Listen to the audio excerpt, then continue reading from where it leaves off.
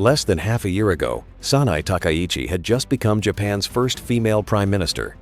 She still had to cooperate with opposition parties and form a coalition cabinet just to barely maintain a majority in parliament. But on the 8th of February, 2026, when the results of Japan's House of Representatives election were announced, the entire world was stunned. The Liberal Democratic Party led by Takaichi didn't just win, she practically swept across Japan's political landscape like a Gundam charging through the battlefield. This Japanese political drama has now reached its most thrilling climax. Starting from the basic election results, let's break down why Takaichi was able to win so decisively. Did the Japanese people vote for bread-and-butter economic issues, or do they truly want constitutional revision? If Japan becomes normal again, how will the world change? You definitely want to watch this episode until the end. First, let's look at this insane report card. Out of all 465 seats in Japan's House of Representatives, the LDP, led by Sanae Takaichi, won an astonishing 316 seats on its own. What does that mean? Since the LDP was founded in 1955, no single party has ever won this many seats independently. This doesn't just break an 80-year record, it's like pinning the opponent to the ground and rubbing their face in it. Not long ago, the LDP had been embroiled in a serious political fundraising scandal, the so-called slush fund issue. Critics said Takaichi was merely a puppet, with the party's old guard still pulling the strings behind the scenes. And yet, within just months of taking office, Takaichi launched a surprise dissolution of parliament, catching the opposition completely off guard. In the subsequent election, the LDP won all 30 electoral districts in Tokyo. In Hokuriku, Yamanashi, and Nagano, they also scored total sweeps. Meanwhile, the opposition's centrist Reform Alliance saw its seats collapse from 167 to just 49. Even its party leader had to resign an apology, just short of committing ritual seppuku. So how did she pull off such a landslide? Takaichi abandoned traditional factional politics and went for a dimension upgrade.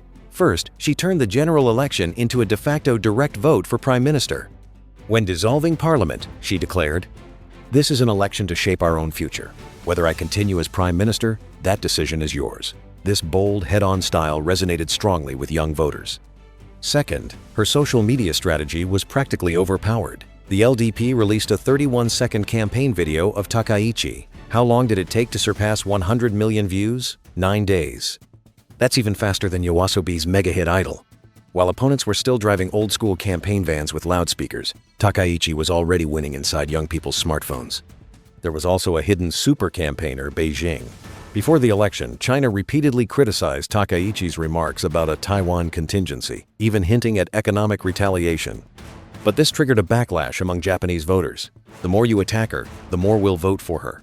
Many young Japanese felt that in today's geopolitical climate, Japan needs a leader who dares to stand firm.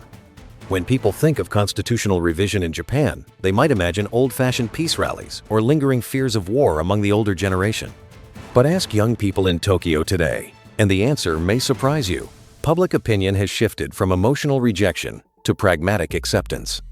According to post-election exit polls, while those over 50 remain attached to pacifism, about 70% of voters in their 30 seconds support constitutional revision and writing the self-defense forces explicitly into the Constitution. Why? For these digital natives, Article 9 is not a sacred peace talisman. It is a historical document imposed by General MacArthur 80 years ago. On their phones, they see Chinese Coast Guard ships circling the Diaoyu Islands and North Korean missiles flying overhead.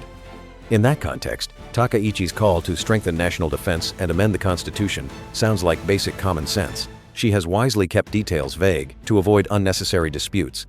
Adopting a strategy of silent management, she broadly proposes redefining the SDF as an organization with counter-strike capability and granting it formal constitutional recognition. Now that the LDP holds a two-thirds supermajority in the House of Representatives, Japan is arguably closer than ever since World War II to formally proposing constitutional revision. All were defeated nations in World War II, so why does Japan seem uniquely constrained compared to Germany and Italy? Germany's basic law is flexible.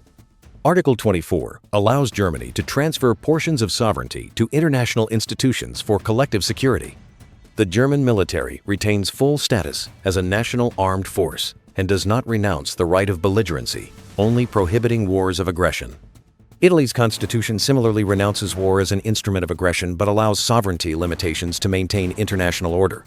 Italy's military is fully recognized under international law. But Japan? Japan was effectively locked down. Article 9 clearly states, land, sea, and air forces, as well as other war potential, will not be maintained.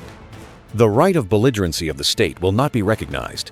Japan possesses one of the world's most capable militaries, yet legally cannot call it a military or exercise the basic sovereign right of belligerency. Japan is the only country in the world that is militarily strong, but constitutionally forbidden from acknowledging itself as an army. This is the post-war shackle Takaichi and conservative LDP members are determined to break. Does it really matter whether it's called the Self-Defense Forces or a National Defense Force? Yes, enormously. This is about positive list versus negative list, legal logic. Most militaries operate under a negative list. What is not prohibited is allowed.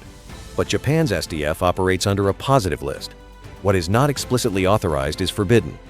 In gray zone conflicts, every action must be legally authorized in advance. If it's not written into law, a commander could face prosecution for acting.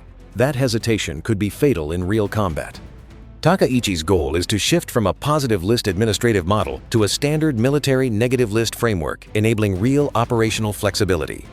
If Japan succeeds in revising its constitution, East Asia could see structural confrontation between Japan and China.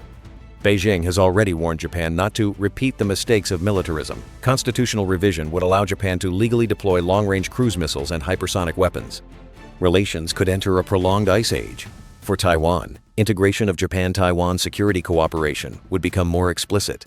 Japan could more openly support U.S. forces in the Indo-Pacific. Meanwhile, South Korea remains politically unstable following President Yoon Suk-yeol's impeachment in April 2025. There are concerns that historical disputes could resurface under Takaichi's strong conservative leadership.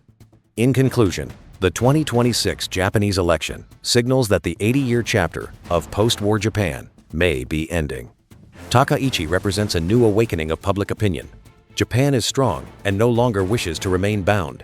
Moving from an abnormal country to a normal country will bring both deterrence and risk. For us, this is a development that must be closely watched. If you enjoyed today's breakdown, don't forget to like, share with friends who care about global affairs, and subscribe with notifications on so you won't miss the next deep dive.